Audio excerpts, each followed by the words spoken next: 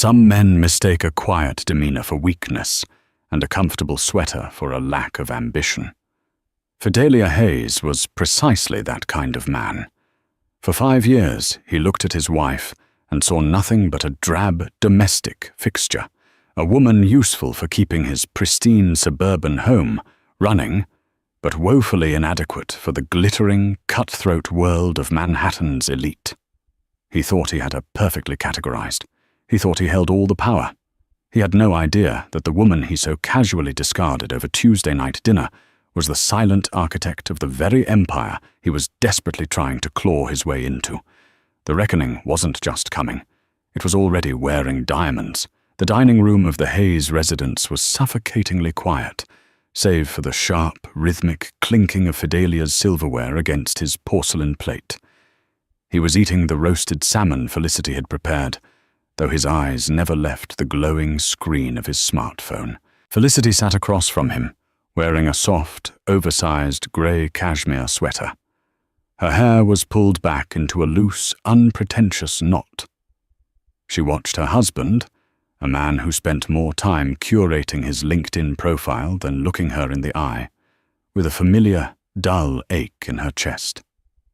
Fidelia was a senior vice president at Kensington & Cross, a premier wealth management firm in the city. He was a man obsessed with optics, a man who wore custom Brioni suits and practiced his candid laugh in the mirror. "Fidelia," Felicity said softly, breaking the silence, "about the Kensington & Cross Centennial Gala on Saturday. I was thinking I should probably start looking for a dress.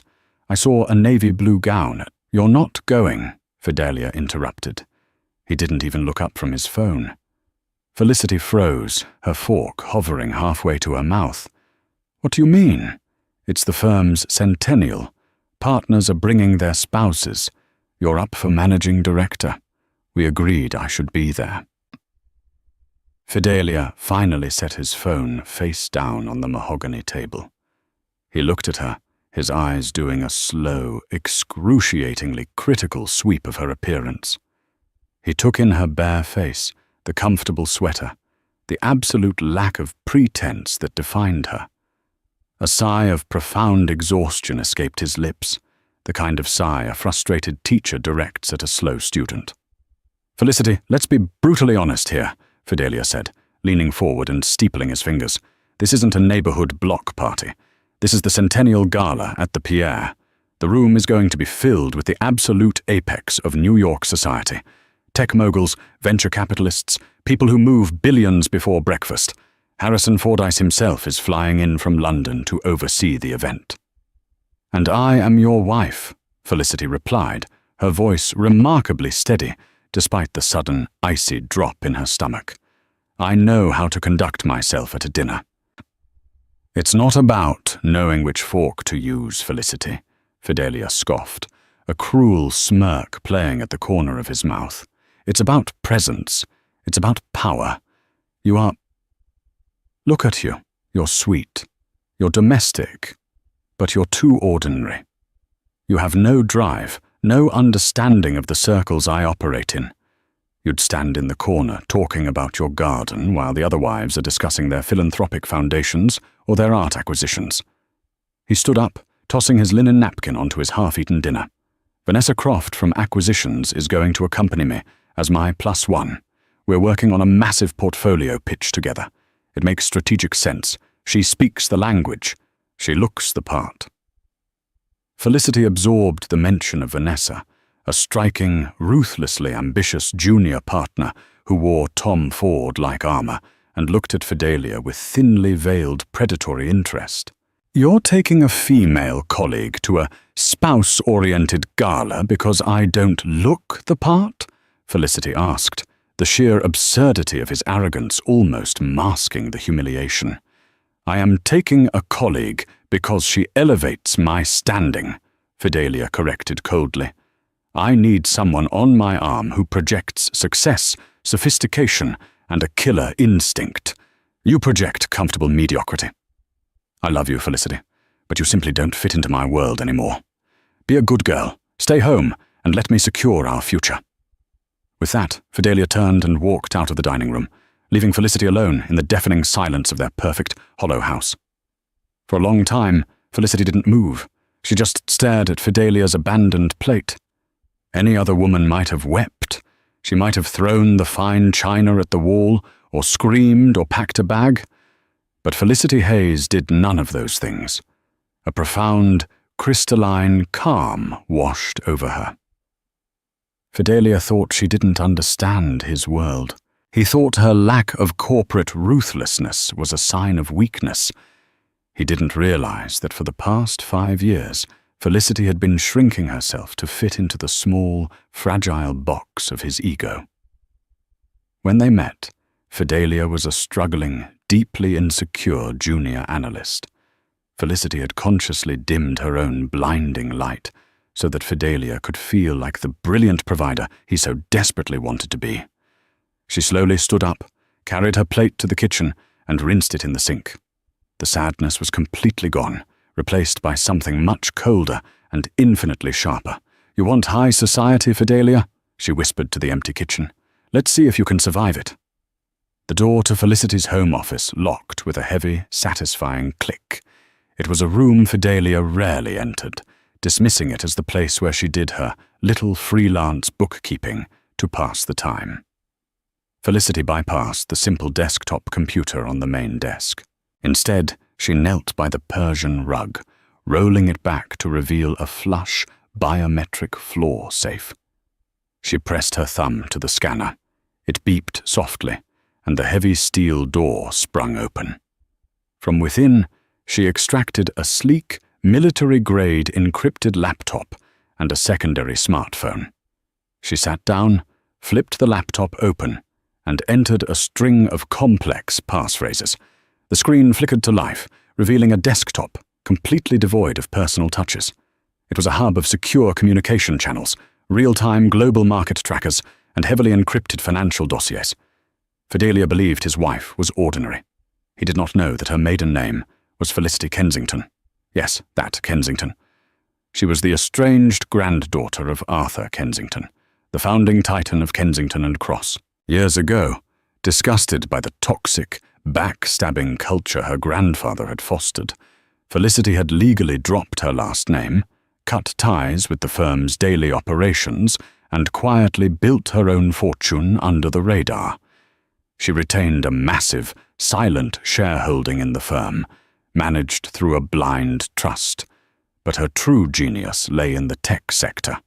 Operating under the pseudonym C.W. Kent, Felicity was a ghost consultant for Silicon Valley's most elite circle.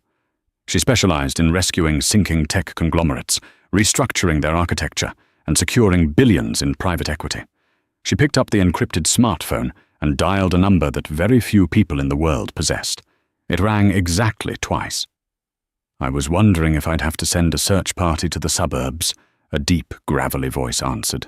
"Hello, Nathaniel," Felicity said, a genuine smile touching her lips for the first time that evening. Nathaniel Reed, the enigmatic 42-year-old billionaire founder of Ether Dynamics.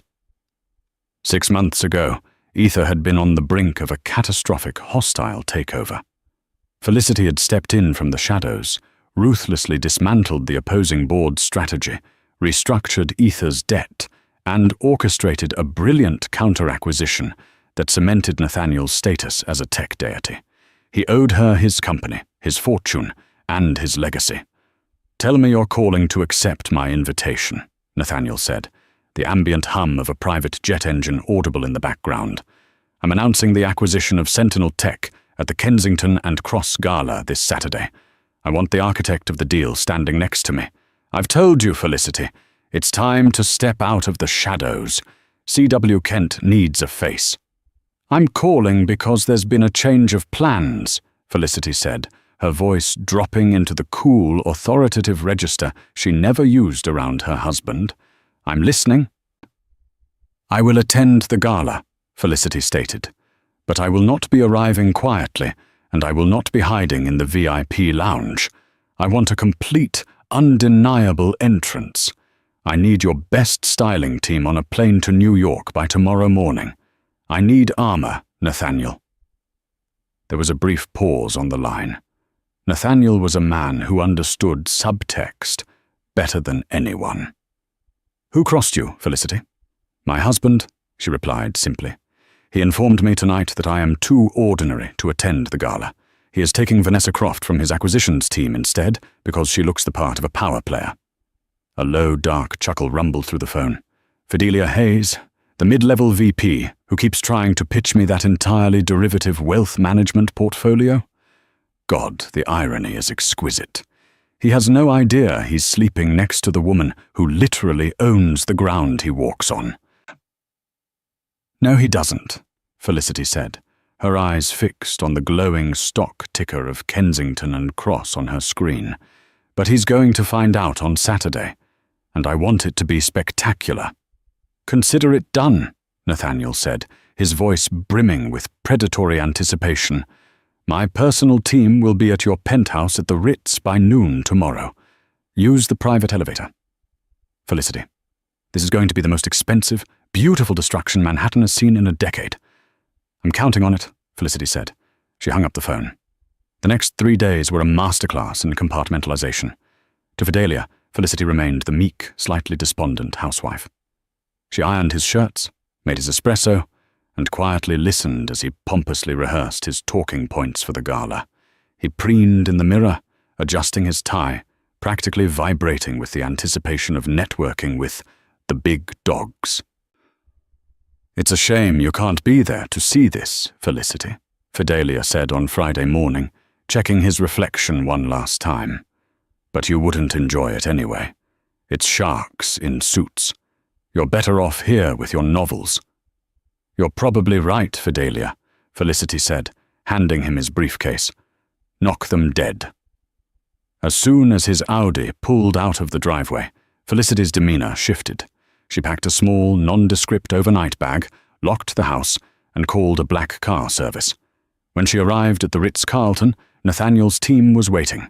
For 48 hours, Felicity was transformed, or rather, the disguise of the ordinary housewife was meticulously stripped away. A master colorist deepened her hair into a rich, glossy espresso. A renowned makeup artist highlighted the sharp, aristocratic bone structure she had spent years hiding behind thick glasses and slouchy hats. And then there was the dress. Nathaniel had called in a favor from a legendary Parisian haute couture house.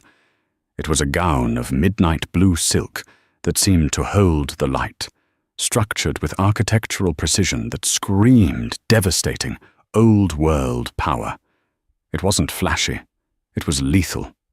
It fit her like a second skin, a dress designed not just to be looked at, but to be obeyed. Accompanying it was a necklace from Nathaniel's private vault, a cascade of flawless, ice-white diamonds that rested against her collarbone.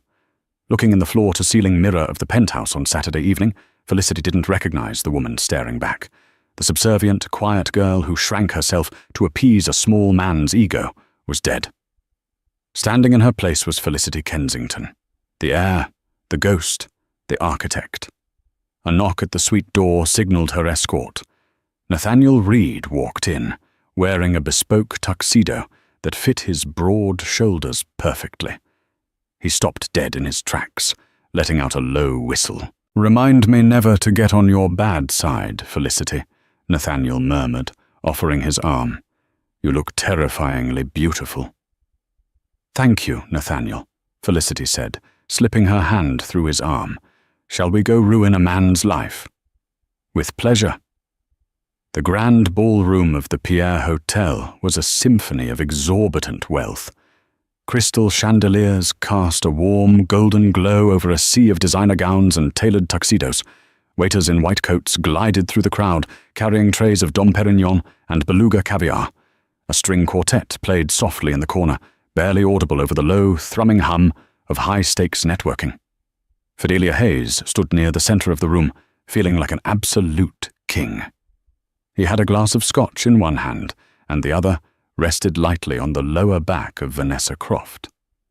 Vanessa looked striking in a plunging, emerald green gown, holding her own in a conversation with two senior partners. Fidelia beamed, absorbing the envious glances of his peers. This was where he belonged. This was power. "You're doing beautifully, Fidelia," Vanessa whispered, leaning in close so her perfume, something heavy and expensive, wafted over him. "I saw Harrison Fordyce looking our way earlier. If you nail the introduction later, that managing director spot is practically yours." "We make a good team, Vanessa," Fidelia replied smoothly, taking a sip of his scotch. "Unlike some people, you actually understand the stakes of a room like this." He pushed the thought of Felicity out of his mind. She was probably at home in her pajamas, watching television. It was for the best. She would have been a stain on his perfect evening. Suddenly, a subtle shift rippled through the ballroom. It started near the massive, gilded double doors at the entrance and spread inward like a wave. The ambient chatter began to taper off, replaced by frantic, hushed whispers. Even the string quartet seemed to lose their rhythm for a fraction of a second. Fidelia frowned, turning his head to see what was causing the disturbance. The crowd was naturally parting, creating a wide aisle leading from the entrance to the center of the room. "Is it Fordyce?" Vanessa asked, standing on her tiptoes. "No," Fidelia said, his eyes narrowing as he tried to peer through the crowd. "It's Nathaniel Reed." The name sent a jolt of electricity through Fidelia. Nathaniel Reed, the elusive tech billionaire, notoriously press-shy and rarely seen at corporate galas. Getting 2 minutes with Reed could secure Fidelia's career for the next decade. As the crowd fully parted, Fidelia saw him. Reed was walking down the makeshift aisle, radiating an effortless, terrifying authority. But it wasn't the billionaire who had silenced the room of Manhattan's elite. It was the woman on his arm. She was a vision of absolute, devastating power. Her midnight blue gown moved like liquid glass around her legs. Diamonds caught the chandelier light, throwing fractured rainbows across her chest. But it was her face, held high, sculpted, wearing an expression of bored, aristocratic amusement that commanded the room. She looked like royalty, who had descended to mingle with the commoners for a laugh. Whispers exploded around Fidelia. "Who is that? Is that Reed's new wife? Good God, she's stunning." Fidelia strained his neck, a networking smile already plastered on his face, preparing his opening pitch in his head. As Reed and his mysterious companion drew closer, Fidelia's brain struggled to process the visual information. The color of the hair was different. The posture was entirely alien. The sheer, overwhelming aura of dominance was something he had never encountered. But the eyes, the shape of the jaw. Fidelia's breath hitched in his throat. The Scotch glass slipped from his fingers, shattering against the marble floor. The sharp crack made several heads turn, including Vanessa's. "Fidelia, what the hell?" Vanessa hissed, stepping back to avoid the splash. But Fidelia didn't hear her. All the blood drained from his face, leaving him a sickening shade of grey. His heart pounded violently against his ribs. He felt like he was plummeting out of an airplane without a parachute. It was Felicity. It was his plain, ordinary, invisible wife. But it couldn't be. Felicity was at home. Felicity didn't own diamonds that could buy a small island. Felicity didn't know Nathaniel Reed. Felicity couldn't possibly walk into a room of wolves and look like the apex predator. As if sensing his gaze, the woman turned her head. Her eyes met Fidelia's across the 10 feet of space separating them. For 5 years, Felicity had looked at him with warmth, patience, and love. Now her eyes were flat, cold, and utterly dead of any affection. She looked at him the way one looks at an annoying insect on a windshield. A tiny, merciless smirk played at the corner of her crimson lips. Before Fidelia could force his paralyzed vocal cords to work, the crowd parted again, much more violently this time. Harrison Fordyce, the global CEO of Kensington and Cross, a man who had ignored Fidelia's existence for 5 years, was practically sprinting across the ballroom. Fordyce bypassed Nathaniel Reed entirely. He stopped directly in front of Felicity, bowing his head slightly, his face pale with a mixture of shock and profound deference. "Miss Kensington," Fordyce said, his booming voice carrying in the sudden, dead silence of the room. "We had no idea you were attending. Your grandfather's trust didn't inform the board. Welcome back to the firm. Welcome home." The silence that followed was absolute. Fidelia felt his knees buckle. Miss Kensington? His wife? The woman he had mocked yesterday for not understanding his world? Felicity smiled at the CEO, a terrifying, shark-like smile. "Hello, Harrison. I decided it was time to check on my investments. And please call me Felicity." She turned slightly, her gaze locking back onto Fidelia, who was trembling, clutching the back of a chair to stay upright. Vanessa stood beside him, her mouth agape in uncomprehending horror as she looked between Fidelia and the billionaire's companion. "After all," Felicity's voice rang out, crisp and perfectly enunciated, dripping with venom, "I wouldn't want to miss a party filled with people who move billions before breakfast. Isn't that right, Fidelia?" The silence in the grand ballroom of the Pierre was a heavy, suffocating entity. It was the kind of absolute quiet that only descends when a room full of apex predators suddenly realizes there is a much larger, hungrier leviathan in their midst. Fidelia Hayes felt as though the floor beneath his patent leather Oxfords was dissolving. The shards of his shattered Scotch glass lay around his feet like the fragments of his carefully curated life. Harrison Fordyce, the global CEO, a man who had casually fired a managing partner last year via a 2-sentence email, was still bowed slightly before Felicity, waiting for her instruction. "Fidelia?" Felicity's voice was smooth, carrying the clear, ringing tone of a crystal bell. She tilted her head, the flawless diamonds at her throat catching the light. "You look pale. Are the stakes of the room a bit too high for you tonight?" Every eye in the ballroom pivoted to Fidelia.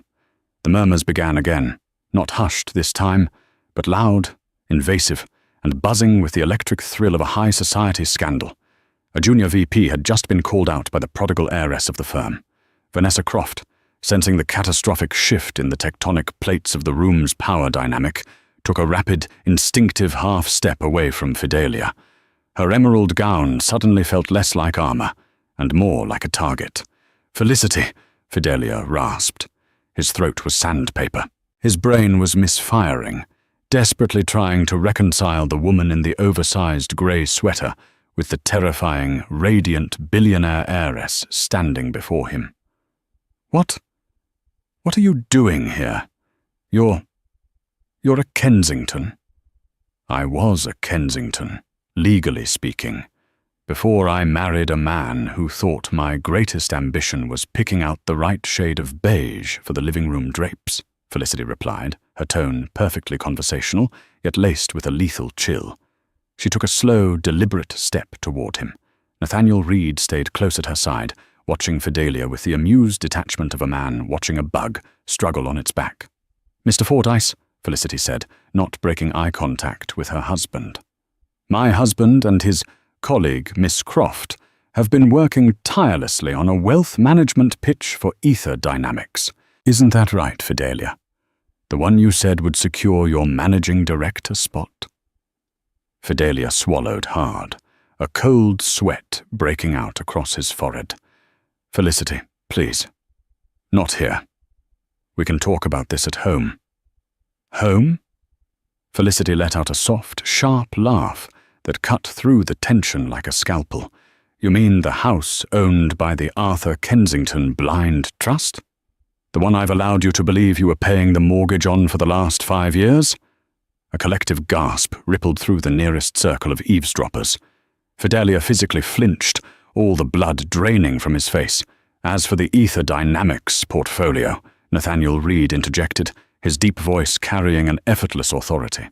He looked at Harrison Fordyce. "Harrison, my board at Ether reviewed Mr. Hayes's proposal on Friday. It was derivative, uninspired, and frankly, insulting to my intelligence. We were prepared to pull all our existing assets from Kensington and Cross entirely." Fordyce looked as though he were going to be sick. "Mr. Reed, I assure you, we can have a senior partner look at—" "That won't be necessary," Nathaniel interrupted smoothly. "I only do business with one person. My chief financial strategist and ghost consultant, C.W. Kent, who, as it turns out, has just decided to reveal her face to the world. He gestured elegantly to Felicity. The revelation hit the room like a thunderclap. C.W. Kent wasn't just a myth of Silicon Valley. She was the estranged Kensington heiress. And she was married to the idiot junior VP who had just tried to pitch to her biggest client. Felicity finally turned her attention to Vanessa. She looked the junior partner up and down, a masterclass in silent, devastating appraisal. Vanessa Croft, acquisitions. Fidelia told me you project a killer instinct, that you look the part of a power player. Vanessa, to her credit, tried to hold her ground, but her voice trembled. Miss Kensington, I didn't know. You didn't know my name, no, Felicity agreed softly. But you knew he was married. You knew he was using you as a shiny accessory to project an image he couldn't earn himself. Let me give you a piece of advice, Vanessa. True power doesn't need to wear plunging emerald silk to be noticed. True power buys the building the silk was made in, liquidates the company, and fires the board before lunch. Felicity turned back to Fordyce. Harrison, I'll be stepping out of the shadows and taking my seat on the board of directors, effective Monday morning at 8 a.m. I have my attorneys from Wachtell, Lipton, Rosen, and Katz drafting the structural overhaul as we speak. Of course, Felicity, Fordyce stammered, his mind racing to calculate the sheer magnitude of the shares she controlled. Whatever you need. Excellent, Felicity smiled. She looked at Fidelia one last time. The arrogant, preening man who had dismissed her 4 nights ago was gone. In his place was a hollow, trembling shell of a corporate climber who had just watched his entire universe collapse. Enjoy the gala, Fidelia, Felicity said, her voice dropping to a whisper meant only for him, though the silence of the room amplified it. Try to mingle. I hear the people here move billions before breakfast. It's a shame you'll be looking for a new job by Monday. Without another word, Felicity turned. The crowd parted for her and Nathaniel as if Moses himself had raised his staff. They glided towards the VIP enclave, leaving Fidelia Hayes standing alone in a puddle of spilled scotch, a dead man walking. The weekend was an agonizing blur of unanswered phone calls and locked doors. Fidelia had rushed back to the pristine suburban house in Westchester, only to find his key no longer worked in the smart lock. His biometric access had been wiped. A polite but heavily armed private security guard from Vanguard Protection Services informed him that he was trespassing on private property owned by the Kensington Trust and handed him a packed suitcase with his immediate essentials. By Monday morning, Fidelia was functioning on 0 sleep, 3 cups of black coffee, and sheer panicked desperation. He arrived at the towering glass and steel headquarters of Kensington & Cross on Wall Street at 7:30 a.m., hoping to get to Harrison Fordyce before the board meeting. His ID badge flashed red at the turnstiles. Access denied. He tried again. Access denied. Having trouble, Mr. Hayes? Fidelia spun around to see 2 men in impeccable dark suits. They weren't standard building security. They wore the subtle lapel pins of the firm's elite internal audit and compliance division. My card is malfunctioning, Fidelia snapped, trying to project an authority he no longer possessed. I have an urgent meeting with the managing partners. Your meeting has been moved to Conference Room Alpha, the taller of the 2 men said, his face a mask of professional indifference. Please come with us. They didn't wait for his response. They flanked him, escorting him through a side security gate and into a private elevator that bypassed the main trading floors, shooting straight up to the executive penthouse level. Conference Room Alpha was a terrifying space. Overlooking the Hudson River, it featured a massive 20-foot table carved from a single slab of black marble. When the double doors swung open, Fidelia's breath hitched. Sitting alone at the head of the black marble table was Felicity. She was no longer wearing the midnight blue gala gown, nor the oversized grey cashmere. She wore a razor-sharp charcoal Armani-tailored suit. Her hair was pulled back into a sleek, severe chignon. A pair of wire-rimmed glasses rested on her nose as she reviewed a thick stack of legal documents. She didn't look up when he entered. "Sit down, Fidelia," she commanded, the tone absolute. Fidelia stumbled to the chair at the opposite end of the vast table. The distance between them felt like a physical chasm. Felicity, please. Let me explain. I was stressed. The pressure of the promotion. I said things I didn't mean. Felicity slowly closed the file in front of her. She took off her glasses and looked at him. There was no anger in her eyes. There was only the chilling, clinical detachment of a surgeon about to make an amputation. "You meant every word, Fidelia," she said quietly. "You told me I was too ordinary. You told me I had no drive, no understanding of your world. You told me you needed someone who projected a killer instinct. So I decided to show you exactly what my instinct looks like." She slid a sleek black folder across the polished marble. It glided smoothly, stopping exactly an inch from his hands. "Open it," she instructed. Fidelia's hands were shaking so badly he could barely untie the string closure. Inside were several documents bearing the heavy, embossed seals of high-end law firms. "What is this?" he asked, his voice cracking. "A comprehensive realignment of my assets," Felicity stated, leaning back in her chair. "Document 1. I am officially dissolving the blind trust that held my 42% voting share in Kensington and Cross. As of 8 a.m. today, I am the majority shareholder. I own this firm, Fidelia. I own the chair you are sitting on." Fidelia felt the room tilt. "Document 2, Felicity continued, her voice utterly devoid of mercy. "A restructuring plan for the wealth management division, your division. I found it to be bloated, inefficient, and frankly, managed by individuals who value optics over actual returns. The entire division is being liquidated. Vanessa Croft was let go an hour ago with a standard severance. However, because you breached several internal compliance protocols by sharing unverified portfolio projections with Ether Dynamics on Friday, a fact Mr. Reed's legal team was happy to document for me, you are being terminated for cause." "Terminated for cause?" Fidelia gasped, his eyes wide with horror. "Felicity, you can't do this. If you fire me for cause, I lose my unvested stock options. I lose my pension. I'll be blacklisted in the industry." "You blacklisted yourself the moment you tried to pitch a plagiarized, subpar portfolio to a billionaire who happens to be my closest friend and client," Felicity corrected him coolly. "I'm simply signing the paperwork." She gestured to the final document in the folder. "Document 3, the divorce petition, filed this morning by my attorneys. You'll find that our prenuptial agreement, the one you insisted upon 5 years ago because you thought your future earning potential needed protecting from your seemingly unambitious wife, is ironclad. You keep what you came into the marriage with, which, if I recall correctly, was a leased Honda Civic and $30,000 in student debt." Fidelia stared at the papers, a cold, suffocating panic crushing his chest. "Felicity, we've been married for 5 years. I loved you. I took care of you." Felicity stood up.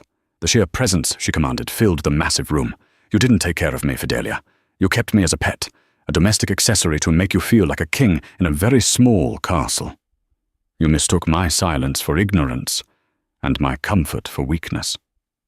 She walked toward the door, her heels clicking sharply against the hardwood floor. "You wanted to operate in the apex of New York society, Fidelia," Felicity said, pausing with her hand on the brass doorknob. She looked back at him, offering him one final, devastatingly cold smile. "Welcome to the top. It's a long way down." The heavy mahogany door clicked shut behind her, leaving Fidelia Hayes completely, utterly alone with the ruins of his life. The descent from the apex of Manhattan's financial stratosphere to the hard, unforgiving concrete of the sidewalk takes exactly 42 seconds in a private elevator. For Fidelia Hayes, those 42 seconds felt like a prolonged, suffocating funeral for his ego. He stood on the corner of Wall Street and Broad Street, clutching a standard-issue cardboard banker's box containing a dying desk plant, a personalized Mont Blanc pen he had bought for himself to celebrate a promotion he would now never receive, and a framed photograph of a wife he had never truly known. He looked up at the towering glass and steel monolith of Kensington and Cross. Just hours ago, he believed he was destined to rule a piece of it. Now the building seemed to lean over him, a silent, mocking monument to his own spectacular hubris. Up in the executive penthouse, the atmosphere was entirely different. The stale, complacent air of the Harrison Fordyce era was already being violently expelled. Felicity sat at the head of the black marble table in Conference Room Alpha. She had not moved since dismissing her husband. The door opened, and Harrison Fordyce entered, looking 10 years older than he had at the gala. He carried a thick leather portfolio and possessed the distinct posture of a man walking to the gallows. "You asked for the complete ledger of the Wealth Management Division, Felicity," Fordyce said, his voice stripped of its usual booming bravado. He placed the portfolio delicately on the marble, as well as the executive compensation packages for the entire C-suite. Felicity opened the folder. Her eyes darted across the spreadsheets with the terrifying, algorithmic speed that had made C.W. Kent a legend in Silicon Valley. She was looking for bloat, for arrogance, for the exact kind of systemic mediocrity that had allowed men like Fidelia to thrive while bringing zero actual value to the firm's clients.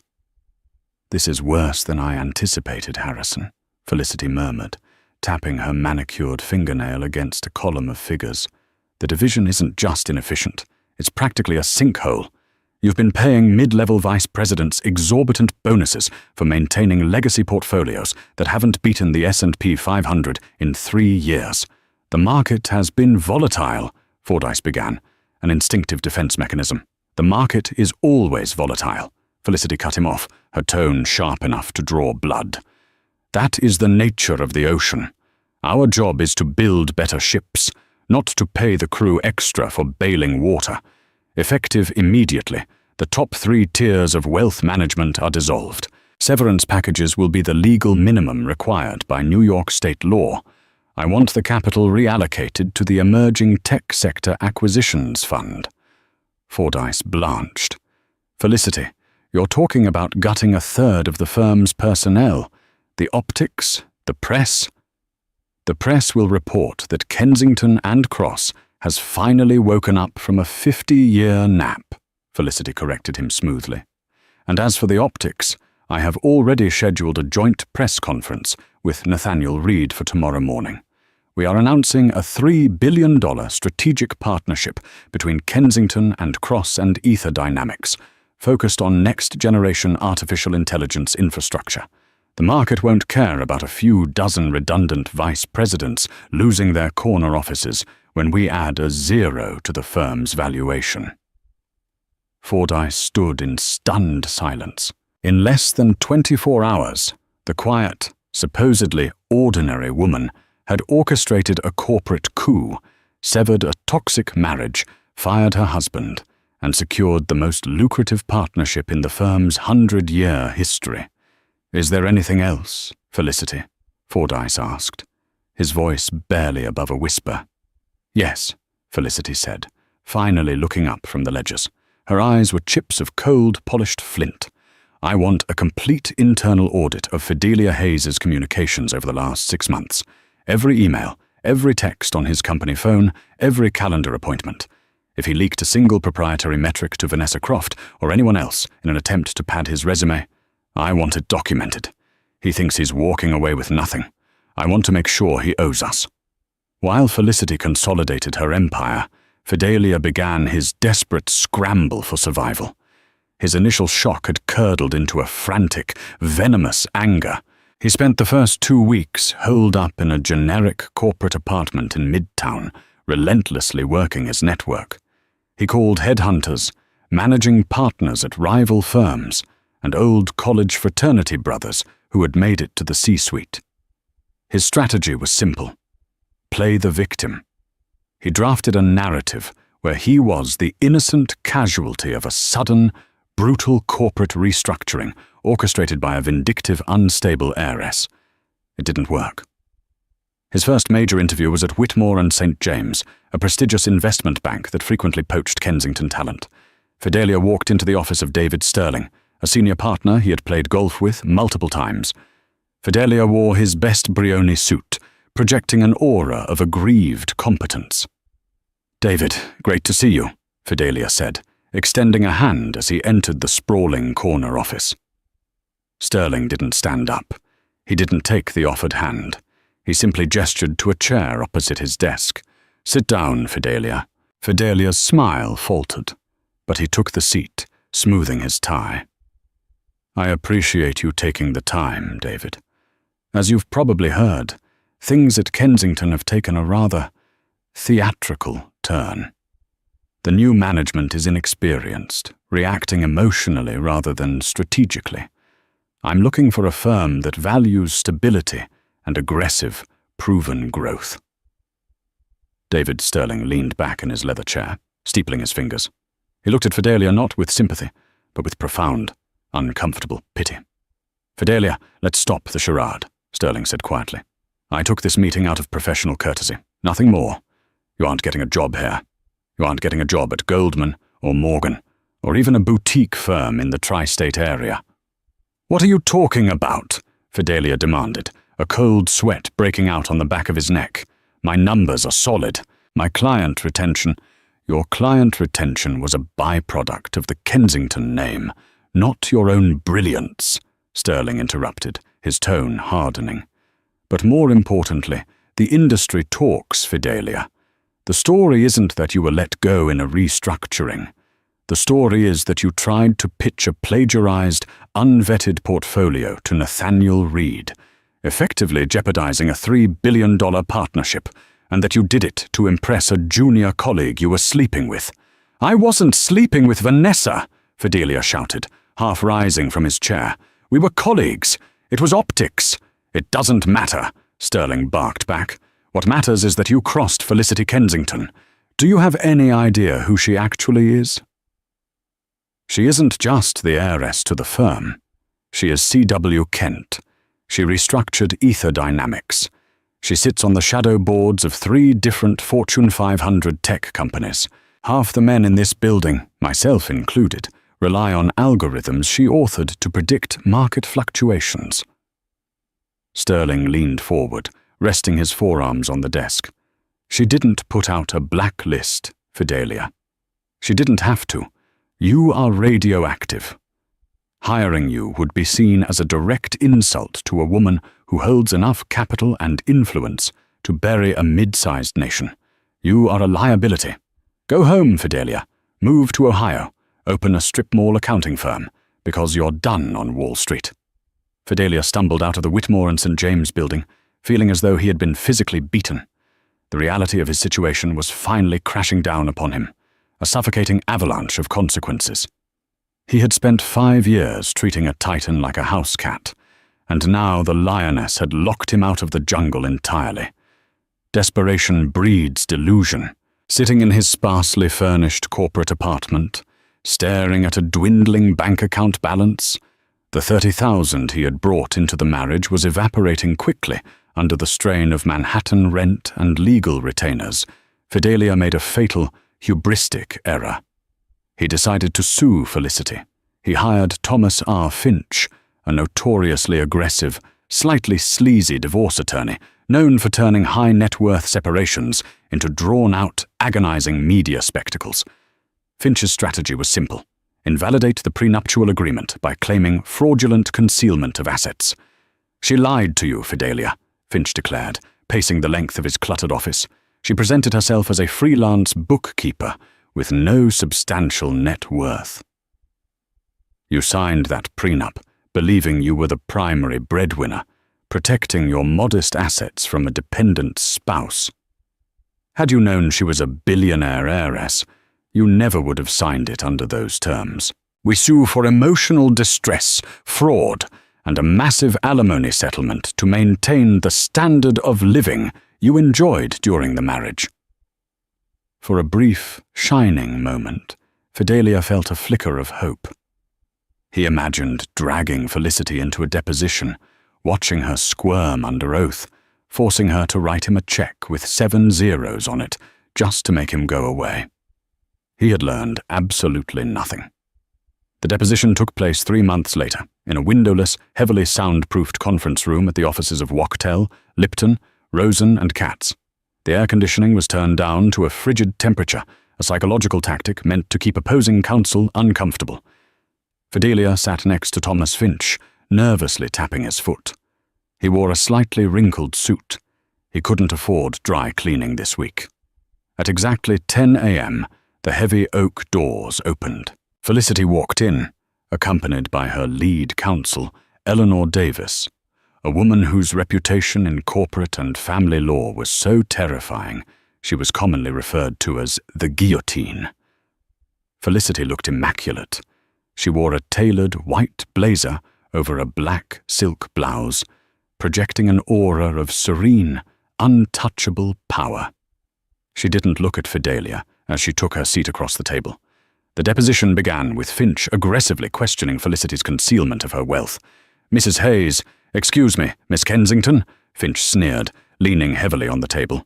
"Can you explain to the record why you felt it necessary to deceive my client for 5 years regarding your true identity and financial status?"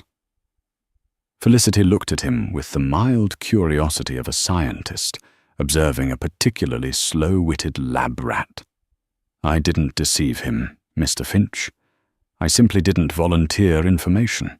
He never had the intellectual curiosity or the fundamental respect to ask about." "You expect us to believe that?" Finch scoffed. "You lived in a house paid for by a blind trust." "A trust managed under my maiden name, which Fidelia was aware of prior to our marriage," Felicity countered smoothly. She glanced at Eleanor Davis, who slid a thick, bound dossier across the table. "What is this?" Finch asked, suddenly wary. "That, Mr. Finch," Eleanor Davis said, her voice dripping with aristocratic disdain, "is a comprehensive psychological and financial evaluation of your client, conducted by an independent forensic firm prior to the marriage. My client's grandfather, Arthur Kensington, was exceptionally protective of the family assets. Before allowing Felicity to marry Fidelia, he mandated a deep-dive background check." Eleanor opened the dossier to a specific, flagged page. "Would you like me to read the summary, or would you prefer to review it yourself? It details Mr. Hayes's extensive history of credit card debt, his near expulsion from university for submitting a purchased term paper, and a psychological profile highlighting severe narcissistic tendencies and a complete lack of long-term strategic thinking." Fidelia's face flushed a deep, ugly crimson. "That's a lie. You had me investigated. I had you protected from your own incompetence," Felicity said softly, her eyes finally locking onto his. "The prenuptial agreement wasn't to protect your $30,000, Fidelia. It was a containment protocol. I knew who you were. I loved you anyway, hoping that providing a stable, loving environment would allow you to outgrow your profound insecurities. I was wrong." Eleanor Davis leaned forward, tapping the dossier. "Furthermore, Mr. Finch, regarding your claim of fraudulent concealment, we have subpoenaed Mr. Hayes's internet search history and private communications from the month prior to your wedding." Eleanor produced a printed sheet of paper. "On October 14th, 5 years ago, Mr. Hayes texted a friend on, quote, 'Felicity's great, quiet, doesn't ask for much. No massive career ambitions to compete with mine.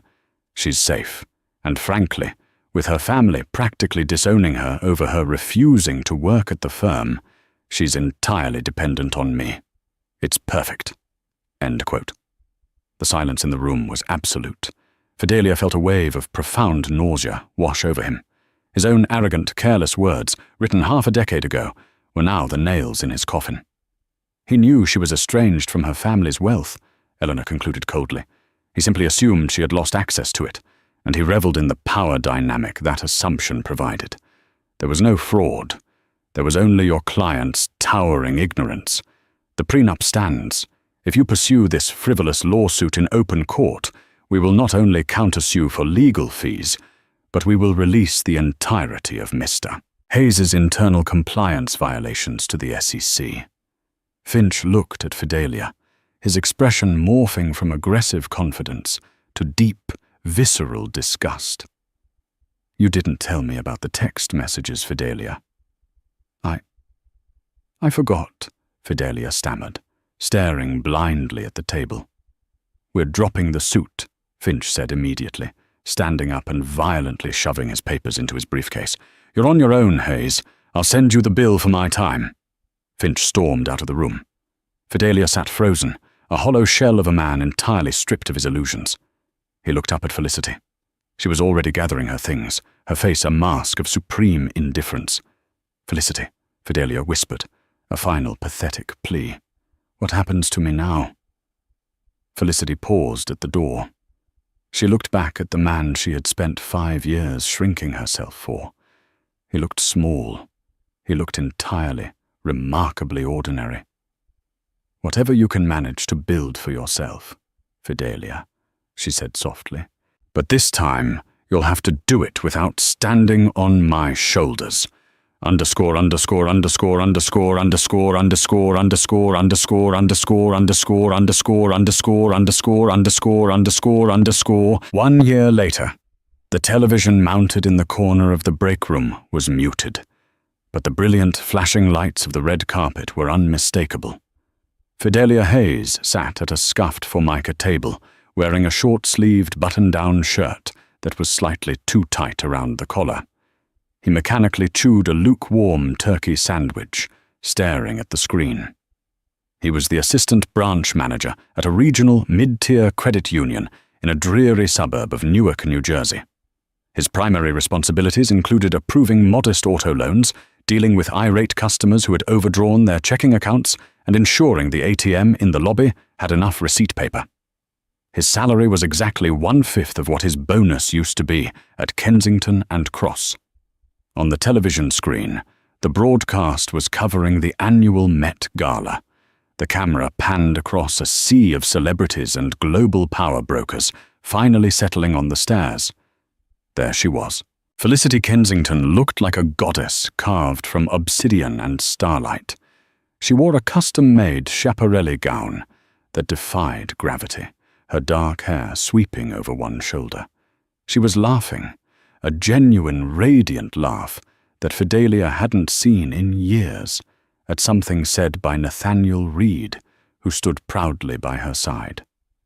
The chyrons at the bottom of the screen flashed. Felicity Kensington, CEO of Kensington and Cross, pledges $500 million to Ether Global Initiative. Fidelia stopped chewing. The cheap bread turned to ash in his mouth. He watched the woman who used to make him coffee, the woman he had dismissed as a drab domestic fixture, command the attention of the entire world. She was brilliant. She was terrifying. She was everything he had desperately pretended to be. "Hey, Rick," a voice called out. Fidelia blinked, breaking his gaze from the screen. It was Gary, the head teller, a kid fresh out of community college who wore too much cologne. "Yeah, Gary?" Fidelia said, his voice flat, devoid of the arrogant resonance it once held. "Mrs. Gable in stall 3 is throwing a fit about a $20 overdraft fee. You want to come deal with her? You're good at the whole soothing the angry old ladies thing." Fidelia looked back at the television one last time. Felicity had reached the top of the stairs, turning back to smile for the cameras, a sovereign overlooking her empire. "Yeah," Fidelia sighed, standing up and tossing the rest of his sandwich into the trash can. "I'll be right there." He adjusted his cheap polyester tie, grabbed his clipboard, and walked out of the break room to face his reality. He had wanted a life where he was the most important person in the room. He had finally gotten it. It was just that the room was now unimaginably small. True power rarely announces itself with a bullhorn. It doesn't need to shout to be heard. Fidelia Hayes made the fatal hubristic error of confusing a quiet, supportive demeanor with a lack of ambition, and mistook his wife's profound humility for weakness. He learned, in the most devastating way possible, that the brightest minds often operate in the shadows, preferring to build empires rather than boast about them. Felicity's ultimate revenge wasn't born of malice, but of simple surgical reality. She simply stopped shrinking herself to accommodate a small man's ego. When the facade was stripped away, the true hierarchy was revealed, leaving Fidelia to reign over the ashes of his own arrogance. It serves as a stark reminder that the people we dismiss in the pursuit of greatness might just be the ones holding the keys to the kingdom.